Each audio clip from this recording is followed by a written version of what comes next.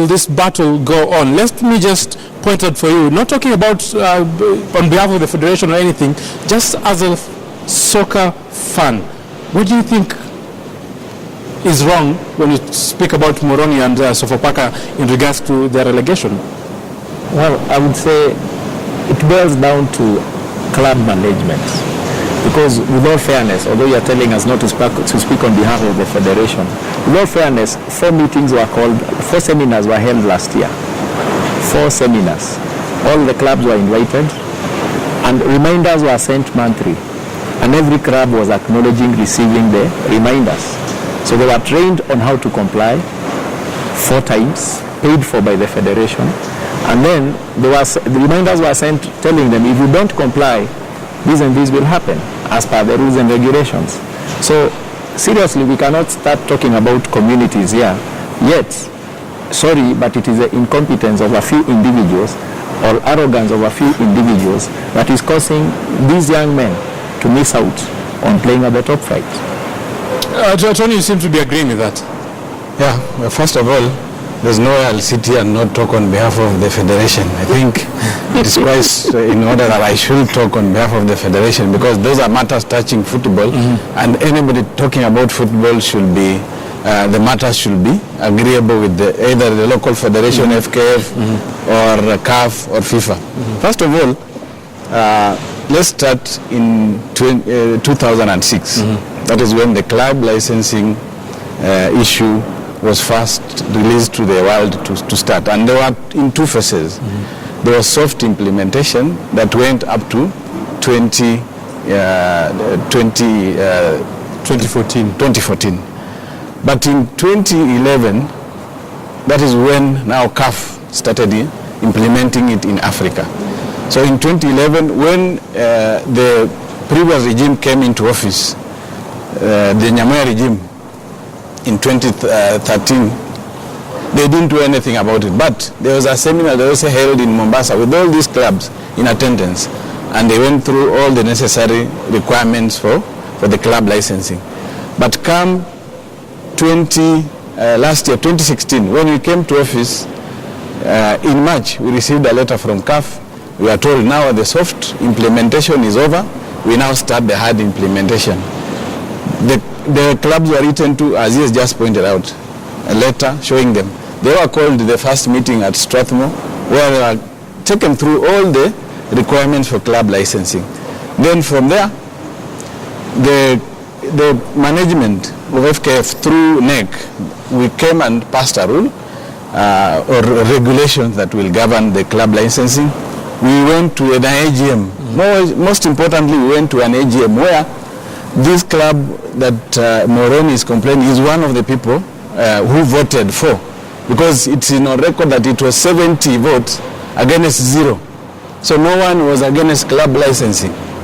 They voted for it, and from there they knew the timeline, because from there we knew in December is when now we'll give them, they'll be able to the deadline will be elapsing. So on 23rd, all the clubs presented their papers. There is an independent committee doing it. It's not us, the federation, doing it. There is an independent committee that is doing that. They went there, they brought their papers. The first time they failed. We sat as NEC. We gave them an opportunity again to present their papers again. They brought their papers, we gave them a deadline of 31st December. They brought their papers, the committee sat, went through them, they failed. They appealed to an independent body again, the mechanism you have in FKF. The mechanism, of course, they will have told them, no, you are not going to allow you to reappeal, or we'll just do judgment based on the papers you brought. But they gave them, based on the youth that they have in their teams, they gave them an opportunity to bring in new evidence, or rather new papers, to new support documents. Of which again they never meet the required standards. They never. So moving forward, what needs to be done for this team? Is their case gone and gone, because we're hearing what the likes of the Gala are saying, but yes, rules are rules, and rules needs to be followed, doesn't it? Yeah, I think rules need to be followed, like the two gentlemen have put it so well. The teams that were relegated did not follow the laid down rules, and they took themselves to the Sports Dispute Tribunal, and the tribunal ruled against them. So I do not understand how an official of Muhoroni Youth can come and complain when, as they rightly put it, they had all the time in the world to fix this issue. You cannot understand that. I wonder if Abula can understand why he's doing so. Why? Because they were given another deadline that was between 27th January and till 31st to do that again, to resubmit their documents, and if they fail to do that, then I think it's up to them. Yeah, we have to It's up follow to the rules. I know this is a very big conversation. We're going to be touching on it as we continue these discussions. But now let's just move a little bit and focus on this issue about the 16 and 18 teams. We've had the issue for quite a number of time. Yesterday, at last, we had the final say on that. But Nick Mwenda has been adamant on his stand, saying that we wanted it to be an 18 league. For now, they're saying, let's go the 16 way because that is what we're required to do. We have been seeing what the other issues have been, but yes, it is just for now. But overall, after all this debacle is finished, maybe come next season, things ought to have been different. But let's just listen in. What has that been actual key stand for one Football Kenya Federation president, and that is Nick Mwenda. So club licensing has been a challenge because some of our brothers in the game, they think that we should not deploy it. But I want to say this as I go to finish. Reforms are here in the game. We shall reform reasonably, and we have reformed reasonably. That's why we are here today. We will, however, not allow that we live in 2014, in 2004. Some people have been fighting this war for 14 years. I was almost a teenager when they started. We cannot continue doing this. We have to follow the rules we put in place in our constitution. It has been a war that has actually been fought for quite a number of years, but yes, now things need to go in a different way, and these issues need to be sorted once and for all. You believe we are on the right track, sorting out this issue? Yes, we are. Actually, the first year in office, and I keep emphasizing this, and systems have been set in place. So this year was the year of setting the systems, and the second year we now start the implementation phase. So to answer your question, yes, we are on the right direction, and that is the direction of setting the systems and now implementing them with all the stakeholders on board. So what I would like to do is invite everybody, every football stakeholder. Let's have that mentality of change. Let's not oppose change, but let's adopt it objectively. I believe it's never that easy for people to accept the changes that come, and this is one of the issues we're seeing in Football Kenya Federation. Do you think that things ought to have been done in a different way, or this is the right procedure that we need to follow? Some of these issues ought to have been done years ago. Yes, we are Kenyans, and you know one thing about Kenyans, we always find it hard to accept changes. I think I'm not in that group. It's not easy. But the good thing is the decision made yesterday by the Sports Dispute Tribunal that as football lovers, including me, we wanted the league to start. It was supposed to start on the 11th of February, and it will start on the 27th of February. The good thing is that 16 or 18 teams, we are going to see the league before the end of this month. But you know, just talking about the 16 or 18 team, I know a lot of people have been having issue in regards to bringing Vihiga and KCB out because of the issues to do with merit, blah blah blah. We know that conversation is far much taking a different curve. But just on the light of that, what is the right procedure of doing these issues? First of all, remember when we were campaigning, our opponents who are majorly from KPL campaigned on a 16-team platform. We campaigned on a 18-team platform, and we are elected by Kenyans. So from there, it is us who have the mandate to either implement 16 or 18 or decide. Remember, KPL are our agents. We can even pick any other person to run that league. They are not, they don't have the mandate or the express authority from the governors to run that league. Secondly, as you say, when the club licensing and 18-16 happen to be happening at the same time.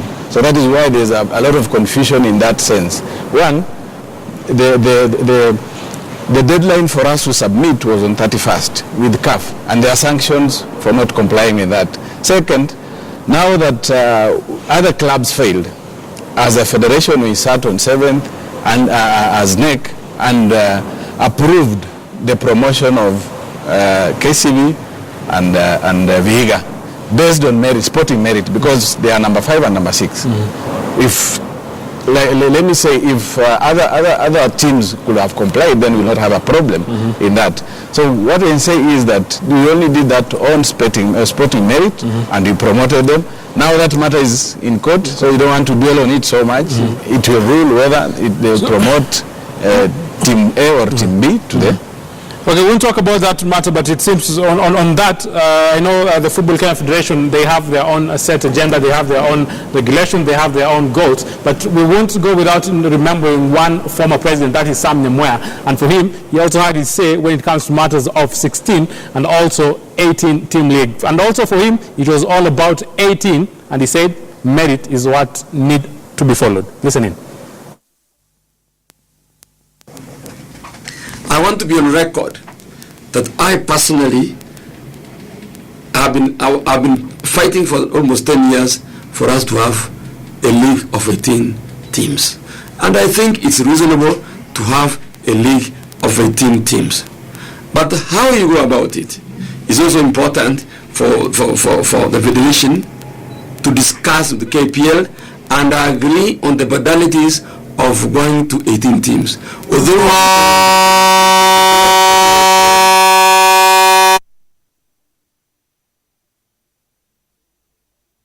done to the federation, and then they go to 18 teams. The bone of contention, which I can tell you now, is the promotion and relegation. That's the crux of the matter. That's where the problem is. KPL is saying even if we have 18 teams, then the promotion should be on what we call on merit. The promotion should be on merit. I support that myself. The promotion should be on merit. That's why we're saying the promotion should be on merit. I know you have a lot of interest when we talk about Sam Nyamweya, and we're going to be talking about the specific issue that is affecting. I wanted to respond to that. It's not like the current federation is not promoting on merit. As my colleague ably put it, we're saying number 1, 2, 3, and 4 are promoted. Now, if we have 2 more slots, let number 5 and 6 be promoted. Isn't that merit? For him, that is what he's saying. He was not saying that the federation is not doing it on merit. Okay. He was just saying it needs to be done with merit. I'll back him on that. But let me just ask you, maybe in a nutshell, do you believe that different clubs in the league are suffering because if you bring a team, maybe yes, it might be on merit, and you bring them now on the Kenyan Premier League, they might also maybe fail to have enough money to pay the players. They might also have these issues because it is a challenge, and it's a very big challenge for that matter. Bwana Tony. On that, the first step in club licensing, and that is the minimum requirement, is about financial. Before you are given or you are scored in any other aspect, financial is the first. So when you pass financial, that is when now you are scored in maybe in sporting, in legal and others. So as we speak, Vihiga, KCB, Wazito, already they have provisional license. It means they've passed that stage for financial. The other teams that are now relegated, it means when they are relegated, first of all, they didn't merit in terms of financial. We could see even in news that their players are asking for pay because they are never paid, and they are in Premier League. Let me just talk about pay and the issues to do with finances in general. And Pia, allow me, Abul, and also Hassan, to make you be joyriders for just a little bit. When Sam Nyamweya came in, when actually Nick Mwenda came in office, for a number of times he said the way the banks never had any money. The way the office, the outgoing office, actually made sure that they've taken almost everything to their side. How hard has that made the federation run its issues this time out? Well, it was extremely difficult at the initial stages, but give credit where it's due. Nick Mwendwa actually spent his personal money on this, And when we set up a secretariat, which was our first goal, it's important to note that when Nick Mwendwa took office, we had 3 rooms, or rather 2 rooms at Nyayo Stadium that we were calling federation offices. And it was made a priority by FIFA that we go to Kandada House, the previously referred to, the building was previously referred to as Kandada House, which now is FKF building, which was funded by FIFA. And it's important to say that the building that was built vis-a-vis the money that was spent, a lot was stolen by the Nyamoya regime. But it is good that a year later... That's your take, not... Just put it, that's your personal take. Well, facts are stubborn, and facts are facts. So that's a fact.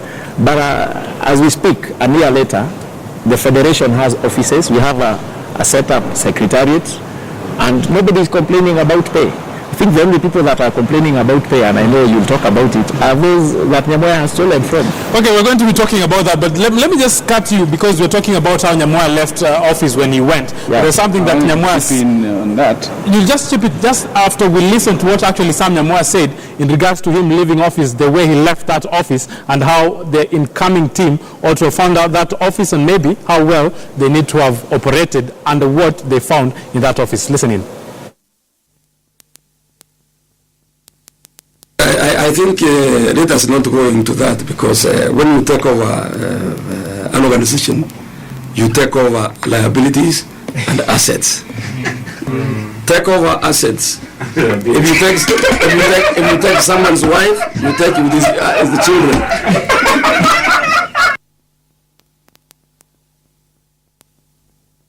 Yes, Sam is saying if you take someone's wife, you take the wife together with the children, and that is what he is implying on that. And at the same time, he was able to say that when you take an office, you only expect to inherit assets and liabilities, as you said.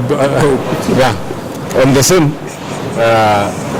the children he left as is a debt of 208 million, so we're still paying it up to now.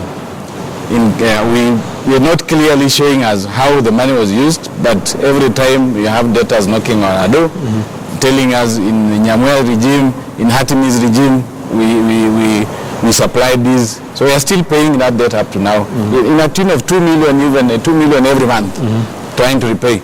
Secondly, he is even on record as having, he had some things in his house that he wanted he said he paid on behalf of the federation, so he wanted the federation to pay him so that he can now release the goods from his house. So I think at one point we're mixing everything. But let's say the federation is doing quite something positive here, because we'll have to appreciate. For the first time, the clubs are getting, the branches rather, are getting money, and the first branch of it has been 2 million. The entire year we expect it to be 8 million. How beneficial, first of all, do you think that will be in matters to do with the clubs, in matters to do with the branches, before before Joseph actually tells us how well are they prepared to use any money that comes their way? I think it has been 1 year now since the new team took charge of the football, running of football in Kenya, and we've seen some changes from top to the national team, the women's Harambee Starlets, and also how they distribute the money to the branches. And it's credit to the Football Kenya Federation right now, how they do it, because there are some things right now we sit down and look at things we never know happened in the previous regime. So I think it's a good thing. It's a good thing. Hassan, do you think that these branches now, they'll be getting money? Are they even well prepared? Will we have the accountability that we expect again from them? But again, we're going to say they got money, they never utilize that money, and then we start having a different conversation altogether. I believe everything starts from the top. If the Football Kenya Federation under Nick Mwendwa has shown, openness, and like Abula said, we never knew that there was money meant for branches. Now they're disbursing this same money, and I believe the Nick Mwendwa office will also take a keen interest on how this money is used. And believe you me, this money is really needed at the grassroots, at the branches, let's say in Abadeas. a lot of youth teams that require these small funds that FKF can organize for them, tournaments, coaching clinics for their coaches. So it's a good step, and we hope that the branches getting this money will use it prudently, and we'll see an improvement in soccer in Kenya. Okay, we expect to see that improvement, yes, on the same. I wanted to chip in and say I'm a member of a branch, so we are the recipients of this money. Exactly. And I can say it's not only this money that we've received. We've received training for coaches, training for referees. So it has been a paradigm shift, I would say. And actually we are appreciating, and as branches, we are prepared to account. It's more of a gesture right now, because when you divide 2 million with 20 branches, it's not really a lot, but that will set the pace. And we are going to our sub-branches, giving them a percentage of the same. And as time goes by, I'm sure this amount will increase. So as branches, we are ready to account, and I'm appealing to my fellow branch officials and even sub-branch. Actually, one Maka Yumba is asking, and I'll just put it in black and white how he's asking. He's saying, is this 2 million enough to run the football? And then he added, ama ni ya kununua tu chai coffee. Actually, I would say that's why I've insisted it's more of the gesture. And again, the resolution was passed during the AGM, and we thank the president of FKF for adhering to that, because he got a sponsorship of so much. He gave us 10% as we agreed. So it's more of the gesture, and I'm sure more will be coming, as Koya would agree with me. And when this money comes, we are going to ensure that we set the pace. Will the federation actually keep its word and actually give the 10% when any money comes in to these branches? What you agreed in our NEC resolution is that any sponsorship deal that will arise, like this one, will give a 10% of every money from sponsors that will come in. So this is just a start of what has come in. There are so many sponsors line up, and we are sure every time they give in, the money will increase. And what we're also asking them is, now that we are giving you money that was never there, it is time for you now to start accounting back on how you are using the money, in which way. We will be giving them leeway to do their own programs on what they want to do, because each branch is unique in every way, because everybody has to do what he wants to do at that particular time. So they use it, but they have to account as we account to FIFA. But it is important to note that we will receive guidelines from the national office. So it will not be about kununua chai.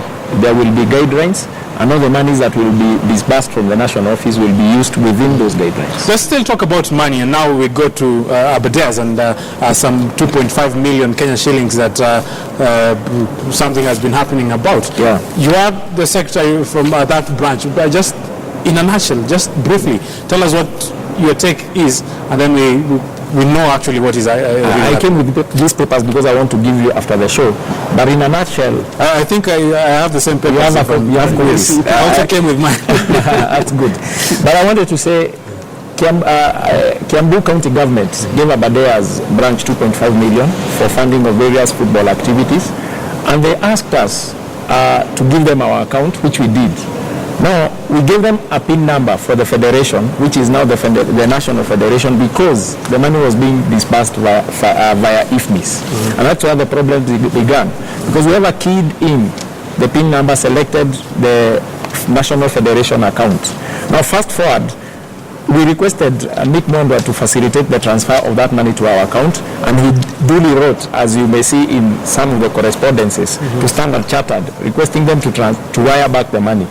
Standard Chartered also requested in May by Nick Mondwa to close those accounts that were being operated by one Sam Nyamoya and his associates, which they never did.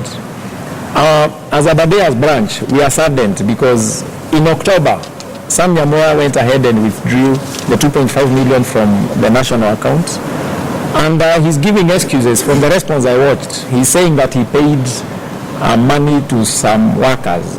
What we are saying, actually, I want to focus on Standard Chartered, and you people in the media have to help us on this, because we feel the bank was instructed that the account should be closed. I don't know the procedures, but even if one of the signatories never complied in closing the account, should they have flagged that account and ensure that they have due diligence before any money is withdrawn from that account.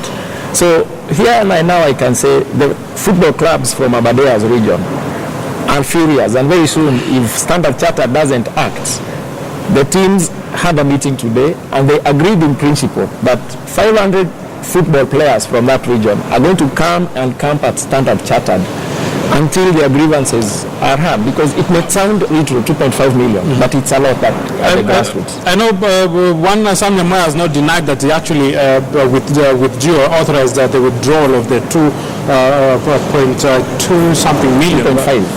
In total, that's the money that was sent to their account by the county. Yeah. But he did not withdraw it in full. He withdrew around 2.25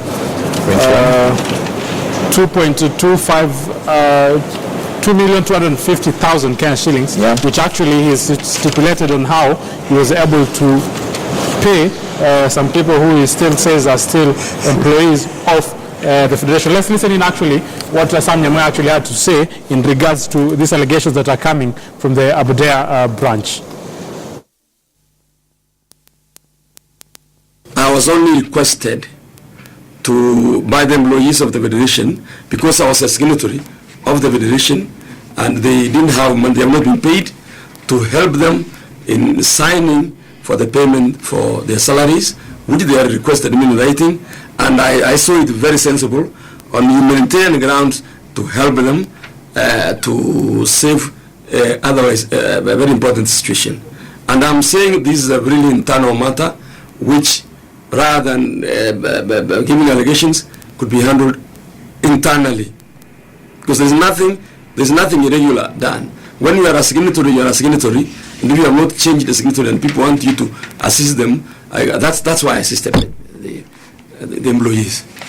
Okay. Yeah. So have you been approached by the office? I have not been approached by the office. To reimburse the funds? No, I was approached by Abadeas, and I told Abadeas to contact the office so that the office can approach the employees and myself and see how best ways that matter can be sorted out. And I feel strongly that if the funds belong to Abadeas, a way has to be found out for them Abadeas to be refunded. And in any case, that money Abadeas agrees was sent by error to that account.